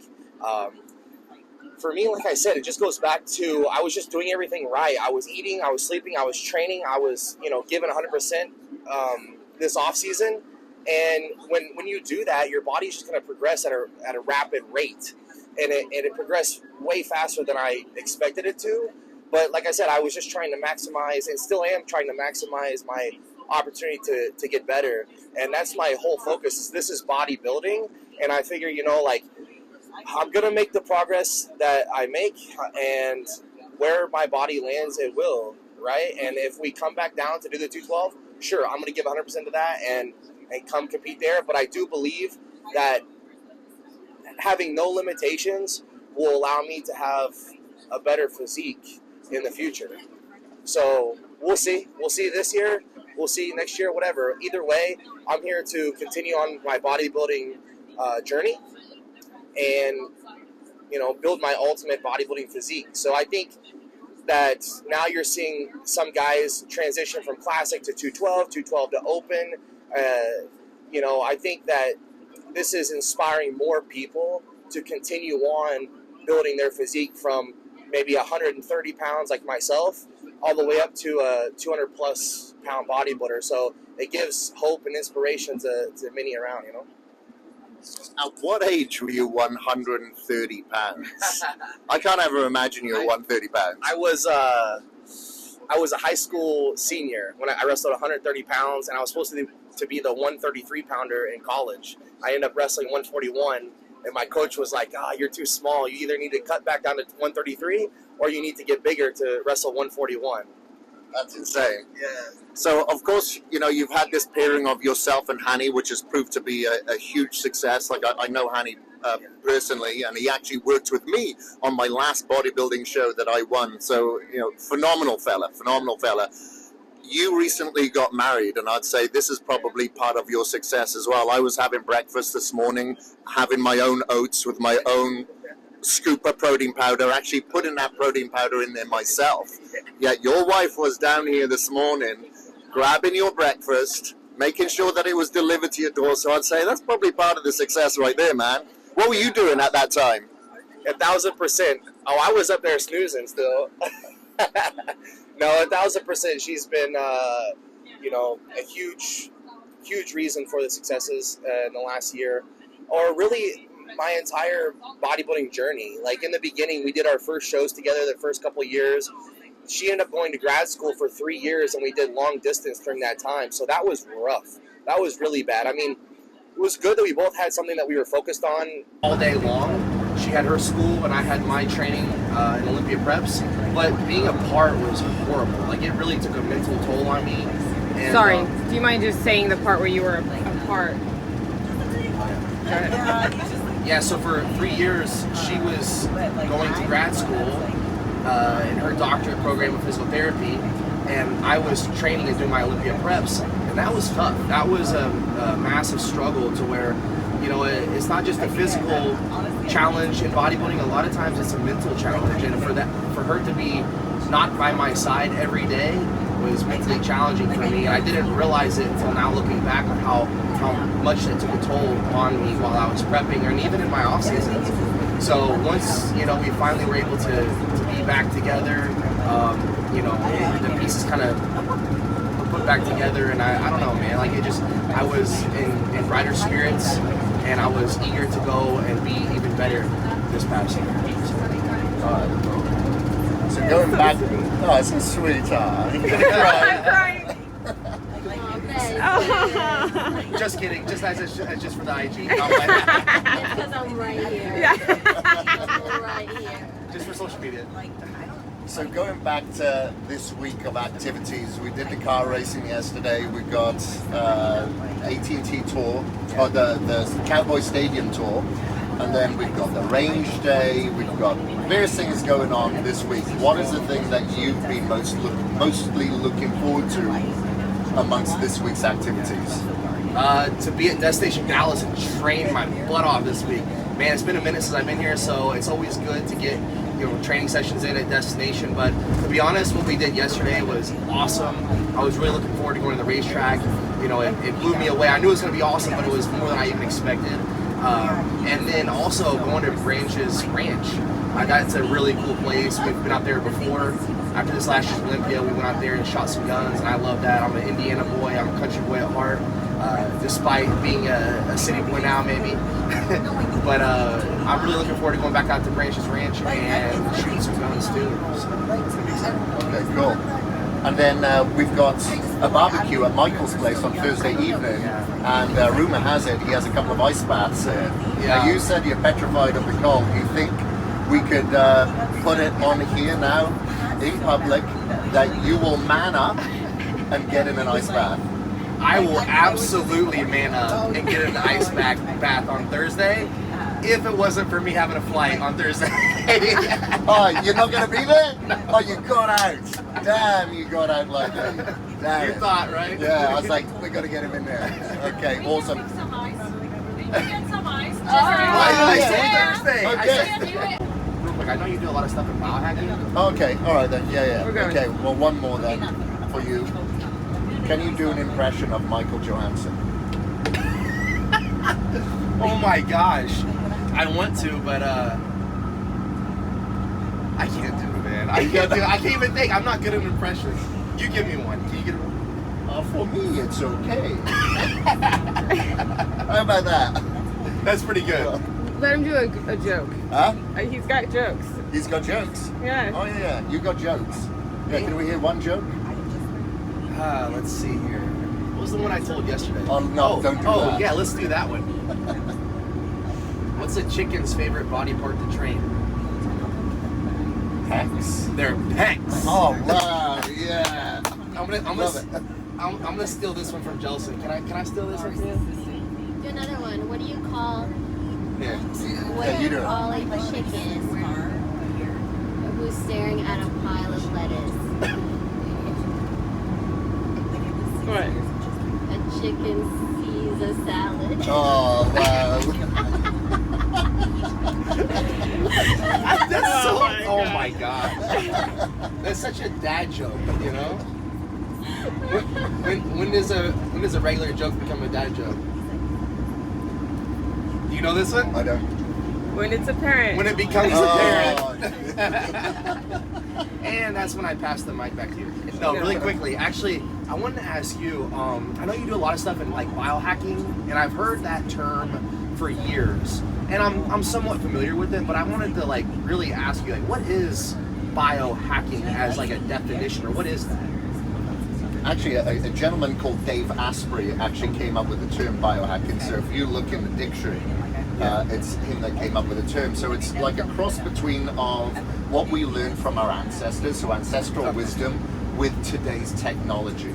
So our ancestors would wake up at the sunlight. If we cannot get that sunlight today because we get up early, we go straight to work or whatever, then we can have like what's called red light therapy. So we have these red panels. That'd be an example of like biohacking. So of course, you know, I try to consider our ancestors, like go to bed very early, wake up early, try to earth myself, ground myself, but not all the time that I can do that. So I'm going to be living in Mumbai for about 3 months. I'm going to be in a hotel. There's not much grass around, so I'll have an earthing mat with me so I can earth myself. So it's kind of a combination of a little bit of both. And obviously our ancestors dealt with a lot of cold. They would wash in cold rivers and whatnot. So, you know, we do the ice baths on a daily basis. Hopefully I was hoping to get you in one so you can experience it yourself, but I guess that's not happening. How about we commit? One day we got to do the ice baths for sure. We gotta find one that you can fit in first. It's not that I don't believe in them. I do believe in ice baths. I just don't like the cold. I'm kind of insistent. I'll be honest. Yeah, but the thing is, it's like we have to do things much like what you do in a gym. Yeah. That makes you uncomfortable. Yeah. You know, that is what actually conditions your resolve. So I think in today's society, it is probably needed a little bit more than what it used to be, because now we're reaching for the remote, we're watching Netflix, we're having food delivered to ourselves, we've got AC, we've got the heat when it's cold, and we've become too comfortable. Yeah. And I think we need to get a little bit more comfortable being uncomfortable, just to have a transcendence effect. Because, you know, I'm sure because you've been so disciplined with your workouts and understanding what pain feels like, but it gives you success for that sacrifice. Absolutely. That has a transcendence effect into other areas of your life where maybe you weren't disciplined previously, but now you are because of that pivotal foot in the weights area. Yeah, absolutely. And like you were saying, like being comfortable, like also too is like constant stimulation, constantly looking at your phone, watching a YouTube video, watching like scrolling through Instagram or TikTok, whatever. So I find myself even always wanting to find some sort of stimulus out there. Yeah. You know, for some people it might be drugs and alcohol. For others it might just be their phone, you know, or whatever. So, or just sitting on the couch being lazy. So I think getting out of your comfort zone is important too. I totally believe that. And I'll tell you what, when I do like the crowd chambers or the ice baths, it definitely does help. It reduces inflammation and it kind of almost makes you just slow down for just a moment. And it just, I notice I get better sleep at night after I do it. So yeah, I'm with you on it, I'll be honest. And like you said, you do have to get out of your comfort zone. You need to push yourself physically, which pushes you mentally. And I think when you do just even the little things like the ice baths, it gives you like a little bit of confidence knowing that you're able to push through just something so small that you can take on something even larger next, whatever that might be, you know? Yeah, Yeah, for sure. There's no doubt about it. And that's why I like to start my day with it every single day. Every single day. Because, you know, there's a lot of people that could probably do themselves so much therapy. They could get so much mental therapy if they were to work out, have some sort of activity. Instead, they're dealing with some form of depression, mental anxiety, stress, frustration, whatever. But if they worked out, they'd feel so much better for it. Absolutely. I feel that from the ice baths as well. So I get a double fix because it tones what's called your vagus nerve on the back of your neck, which helps with mental stability. It helps with insulin Sorry, stability. Kris. Sorry. I think this might have gotten switched off. Yeah, let's try it now. Testing. We're getting some decent stuff on here, huh? Get a little bit of decent stuff on here, huh? Yeah, there's some stuff to grab on. And at least we've got two mics. Yeah, We've always got a backup.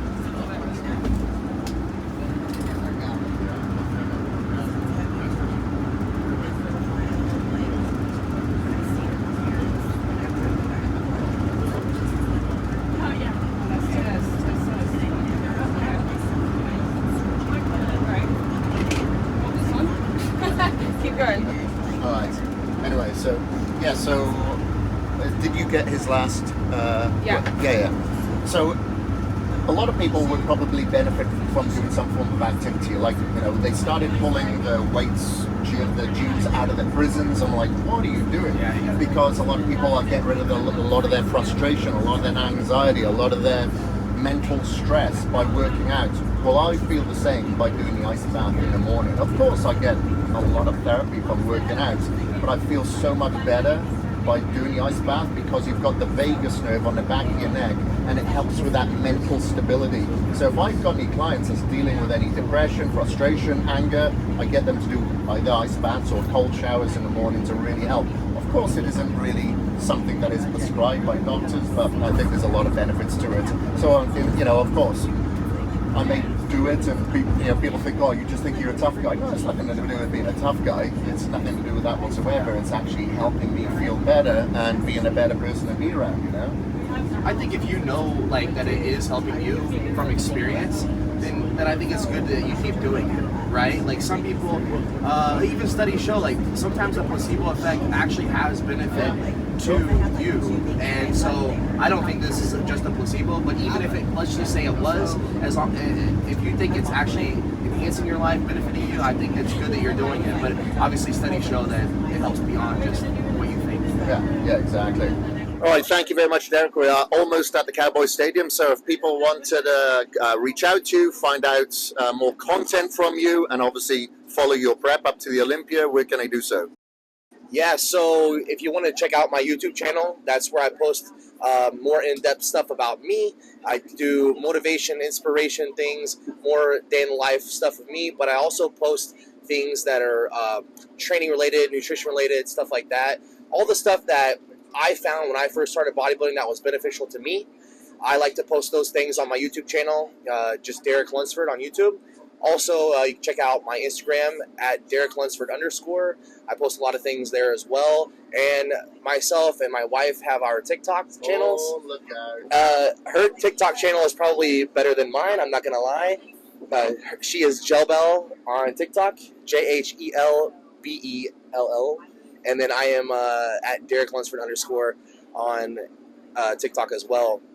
Also, if you want to send me an email, you can send me an email at coaching@uc-fit.com. Send me an email there as well. All right. Thank you very much, brother. Let's have some fun. Yeah. So everybody, Kris Gethin here. I'm here with the great Brian Moss sat opposite me. We've had the 40th anniversary of Better Bodies all this week. Today we have the birthday bash as well.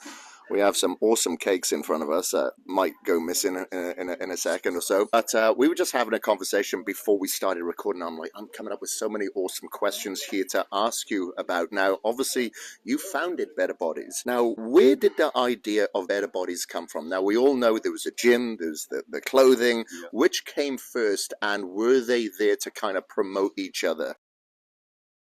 Well, I think it's a good question, but I think the answer is that it's the concept that precedes a name. It's always concept first. I think it's an error if you just think of a cool name and then you try to find a concept to match it, because people can't get behind a name or a shirt. They get behind a t-shirt. So the shirt that you're wearing has zero value if you just put it on a hanger, and it stands for nothing. And so my concept was equal rights for women in a gym, hardcore gym. I grew up in hardcore gyms, but for some reason they were men only, and I never understood why couldn't a woman walk into a hardcore gym. She might want to bench press, she might want to train hard. And in those days, in the 80s, it was Jane Fonda, it was aerobics, it was, leg warmers and headbands and beauty bells and chrome dumbbells. And the song Physical. All of those things. And so women, I guess, sort of culturally were pushed into those areas. But I knew that there were renegades. I knew that there were women seeking strength and didn't want any of that. And so that was the concept. The concept had no name in the beginning. I played with different names. I was playing with HealthWorks, all these things. I have little sketches that I did, like, something HealthWorks. I remember I had the Vitruvian Man once, the Leonardo da Vinci drawing of that man. Yeah. Vitruvian Man. And that might have been the logo. And then somehow I settled on Better Bodies because I like the alliteration. It rolls off the tongue really well. And it speaks to purpose. It's not best bodies. It's better. We just need to be better. Better bodies, better humans. And it just made sense to me. And that worked well with the concept. So concept was find a place where women were comfortable to work out hard alongside men. And then I named it. So that's what I think gave it the life, as opposed to the opposite way. So concept first. And there was no guarantee that the gym would succeed. But nobody could ever tell me my concept was flawed. Like that could never fail. Because that to this day still holds true. But I was lucky enough that the gym actually succeeded. And here we are 40 years later, still, you're wearing a shirt that, I sketched on a piece of typing paper in 1981 at my desk at the Museum of Natural History during my lunch hour. That's phenomenal. So it's crazy. Yeah. That kind of reminds me of a conversation that I had with the late Rick Drayson many years ago. On the napkin, of course. Yeah, and I was actually wearing that logo at the time I having an interview with him. Synchronicity. Yeah. He posted that on social media. I screen capped that because to me, that's magical shit. Yeah. Like, it's like my typing paper. Like, I look at that and it's like, wow, there it is. There it is. There's the moment. That sketch. I know it. I know it exactly. I was like, that's really cool. Okay, so how did it then work with, like we all remember the shoots that you did with like Bertil Fox, and we got images here with Stridham and Lee Labrada. Did you then say, okay, I'm going to shoot you guys, here's some clothes that I want to shoot you in? Because I don't know if there was many like clothing contracts then. Like I know when, I wouldn't say that I'm a photographer because I can't hold a candle to you, but I was shooting for Weeder Publications back in 2005, 2006, 2007, and at that time I would just give athletes Better Bodies or gas tank tops and say, wear these, and they'd be like gracious, oh yeah, if I get to keep this, sure. Is that how it kind of worked back then? Well, you're actually talking about two eras. You mentioned Lee Labrada, that beautiful poster of his, that was 1986, and at that time that was way before Stridham. We're talking probably like 91. So I'll talk about Lee first. That was just the beginning of Better Bodies. I knew to promote it. There was no social media. We lived for magazines. That was it. You waited for the magazine to see what was going on. And I knew the only way that I could, get my brand out there was to have my brand on somebody like a Lee Labrada. So luckily, I was very close with all of the IFBB guys, Wayne D'Amelia, you would know all these people, and I knew Wayne from the beginning, and Night of Champs was always in town.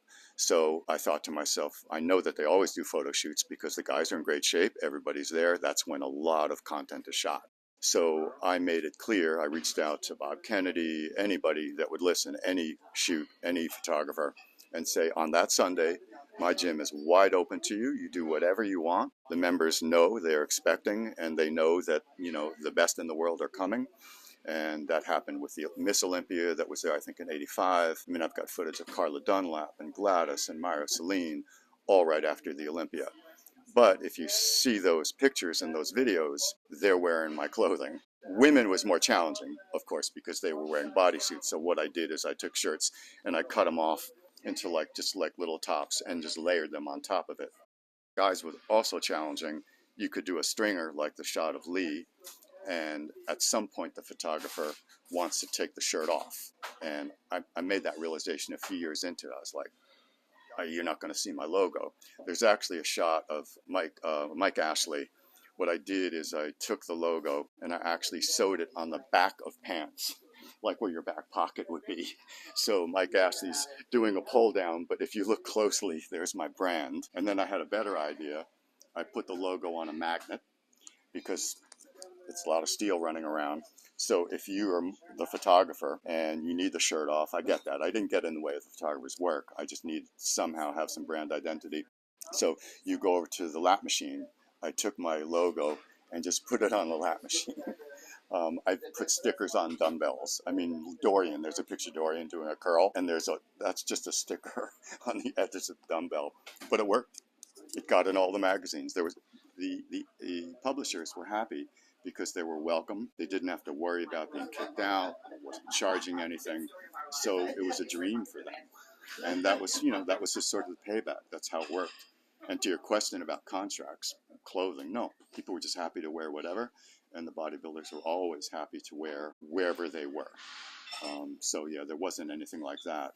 If you fast forward to the 90s, that's already when I had licensed to a European company that they were working out of Switzerland, sub-licensing to all of the EU. That's how I met Martin, because he was an early sub-licensee.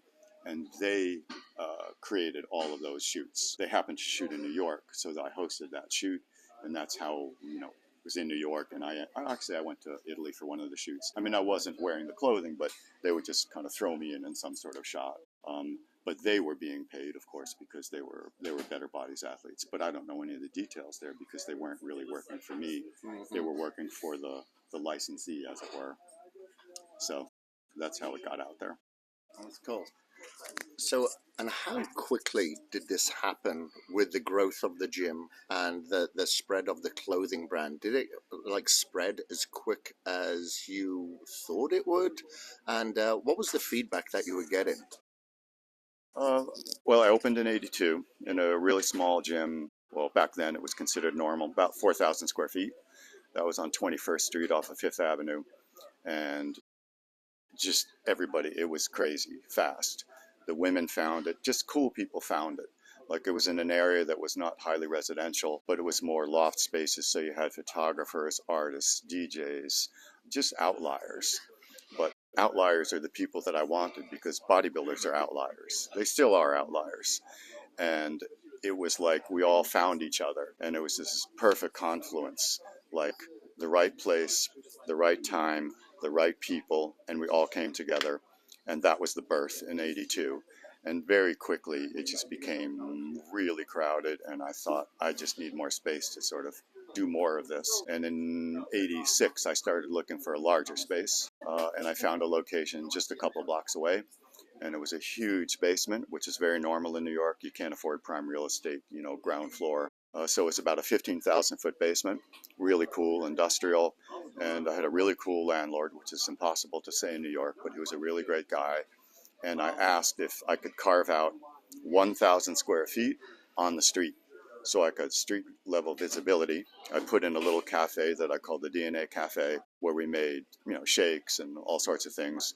And that's where check-in was, seats. Oh, there's pictures of it somewhere. A couch, a chandelier. And then they would just go downstairs and then they would train. And so then that exploded. But then the industry started changing, I would say mid-90s. Other people, big people, started realizing there's money to be made in this. In the beginning, nobody thought there was money. Nobody paid attention to a gym with bodybuilders. There was no way. How could you make money? But that changed. And the Globo gyms didn't come in yet, but independent operators with really deep pockets came in. And there was a gym that opened up by me, although technically I wasn't competing against them because they were health club, high-end, fancy pants, towels, you name it, shit that I never even wanted to touch. And they told me the build-out was several $1 million. I couldn't believe that. I opened up the original Better Bodies for $60,000, and now they're building out clubs for millions. That's different. Something's changing. And I was just mom and pop, and I sort of felt like I won't be able to compete at some point. I just won't. And that's when I thought, I think it's probably time to sell. So I ultimately sold the gym, and to sell a gym, you're not selling equipment because they're pennies on the dollar. I had a really long lease. That's money in the bank. And so I was able to actually sell the gym and not close at midnight like most gyms go out of business. And it was turnkey. Everything was left. And that was it. But I didn't sell the name. I sold the lease. I sold the space. And then fast forward to 2006, that's when I sold the name to where we are now, to the Swedish group and to Martin and MJ. So things happened really quickly, and then things started to change, just not because anything I did, because what was happening in terms of culture and the environment, and everybody was working out. And the people that were working out were different. Like in the beginning, if you knew about weight training in the early 80s, you were cool. You were just cool. We knew it, because if a woman walked in, she was cool. She understood it. But almost in a weird way, the industry was a victim of its own success. Mm-hmm. So more people learned about it. So the gym became a microcosm of the entire world. In the beginning, it wasn't a microcosm. It was us little people concentrated into 4,000 feet, or like here, whatever, 12,000 feet. But then when it opened up and it was everybody else, it felt really, really different. And I was actually talking to MJ about this morning. There were two seminal moments where I felt like this is the time for me to bail. And Michael feels the same way in Destination, I think. We feel like it's our home. It's a tired cliche, but it feels like our living room. But we treat it that way. And the first episode was a gym member took a 25-pound plate off of a weight tree and dropped it on his toe and sued me. I thought, my cable didn't snap. Maybe my cable snapped.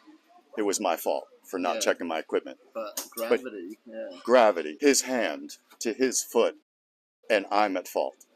And because at that point, and probably still today, such a litigious society, what did the insurance company do? They settled. And the guy made money from it. And it pissed me off because he won. And I felt like, how could you do that? I took it really personal. Like, how could you do that to me? But I think it's so you should, to a certain degree at that time, because now you have to think forward that anybody could come in and accidentally. Totally. Because, I'm sure. Hey, they're tight on money. Let's get paid out by Brian. Absolutely. Yeah, I don't know that part of it. Maybe it was, maybe it didn't. But whatever, it ended up changing a little bit how I was feeling. And then the second thing that happened was, I was always, I was there every day. So I was a very present gym owner. I mean, I could walk on a floor and know that a light bulb was out. Literally, I knew the lighting so well that I could tell there's a bulb out. And so I would do my walks, and somehow I was at a bench, and I reached under the bench, and somebody put a piece of gum under my bench. That would be like me inviting you to my house, having dinner, and you putting your gum under my kitchen table, my dining room table. I was so pissed. I couldn't believe it. I took it so personally. But it told me that different people are now training in my gym, and they're not the same people that were there in the early 80s. And that's what just made me feel like I'm starting to not recognize this industry. And I sold the gym. So it's just as well that someone like Dorian then had his own gym, because he would often spit on the floor before a set. There's no holds barred with him. So now we're here at Destination, and obviously this is does it feel like we've come full circle now? Because this is definitely a hardcore facility, and it is busy.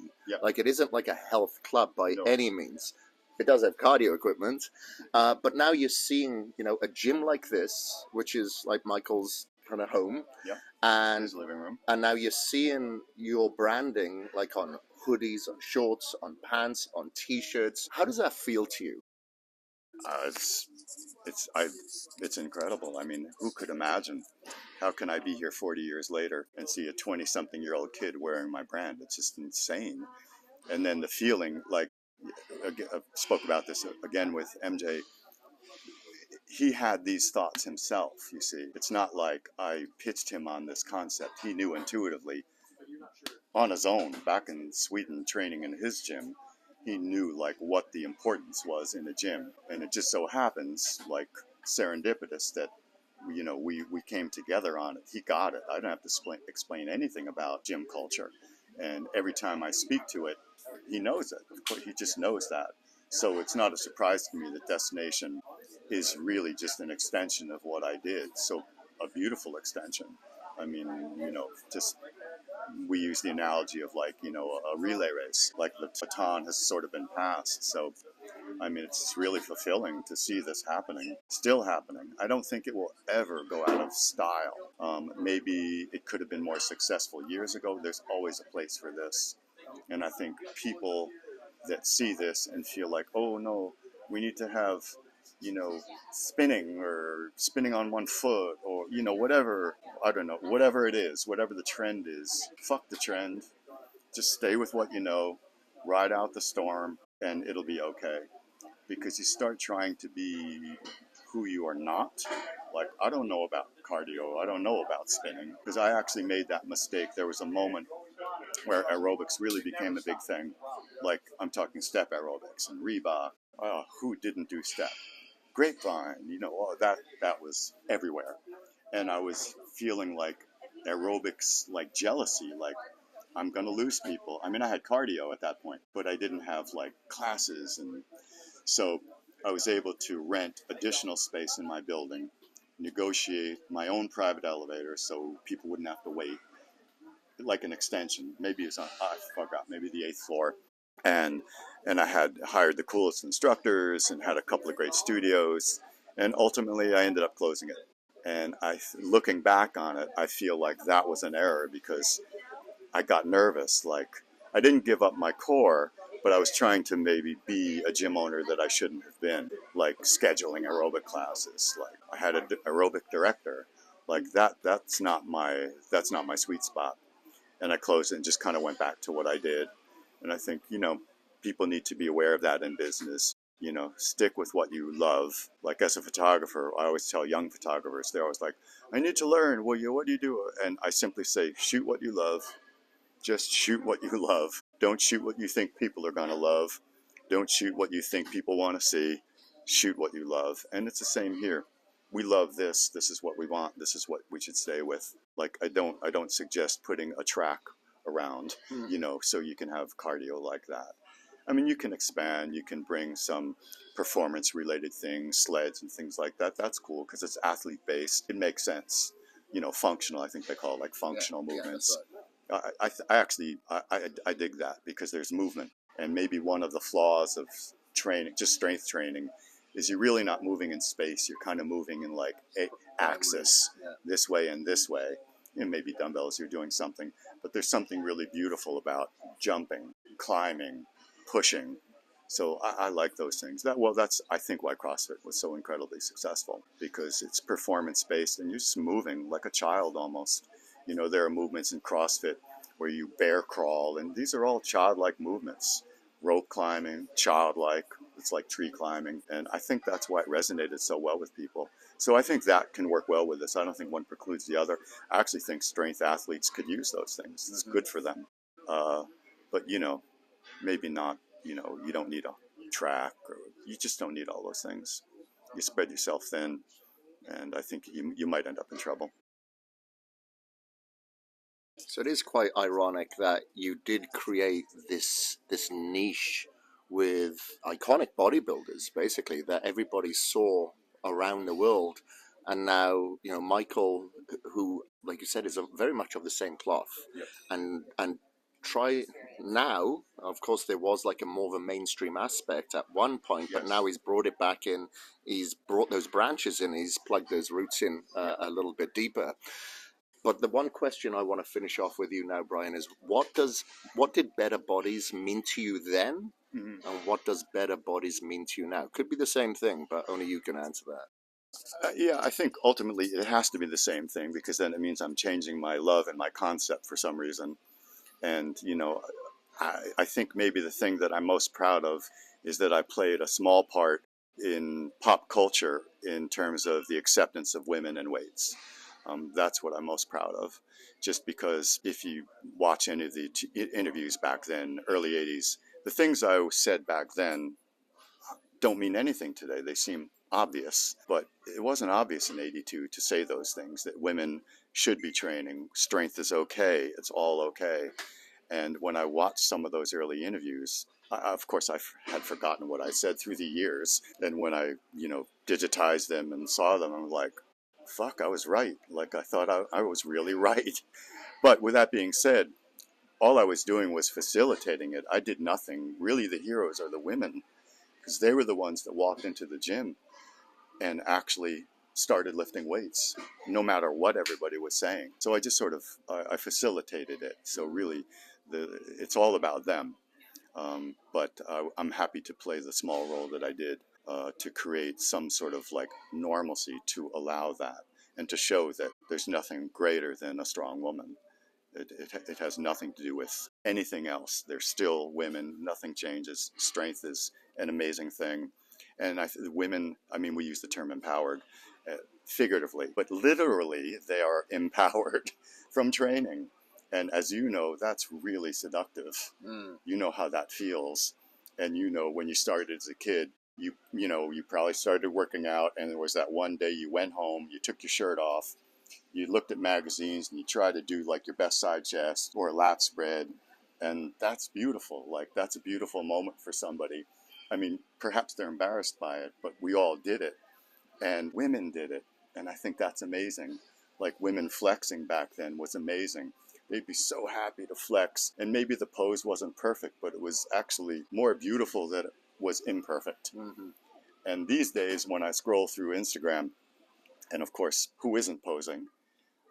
And when it's a young woman, I smile, because I thought, look at that. Like, they are flexing and posing just like the way we did back in the day. And it used to be a man's domain to do that.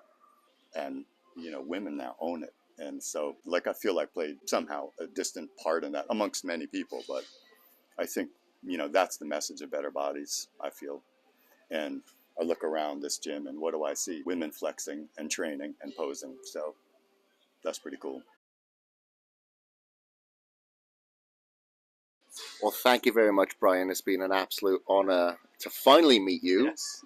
It's been a long, long time, and speak to you this week, and obviously have you here for the 40th anniversary of Better Bodies, and I believe we have the official birthday bash this evening. We're going to be dancing tonight. Yes. Dancing? Okay, yes. Well, speak for yourself, brother. All right, but thank you very much, Brian. Really, really appreciate you, my friend. Ever so much for listening.